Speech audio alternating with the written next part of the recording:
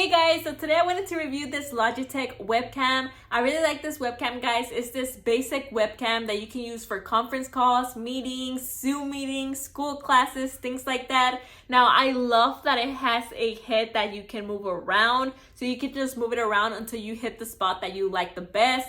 Now, it also comes with a little clip that you're going to use so you can clip it on the computer, which I am going to show you right now. We're going to go ahead and clip it on the computer and show you the differences between a regular webcam and this webcam. All right, guys, so we're just going to go ahead and clip on the webcam to the computer like this. It's super easy to do. It does come with the USB plug, so we're just going to plug it into the computer like this.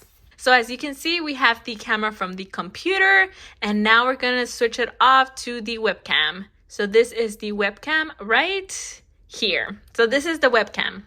All right, guys, so as you can see, it's a pretty basic webcam that you can use for conference calls, Zoom meetings, classes. You can also use it with any computer. Honestly, it's a really good webcam that I would definitely recommend.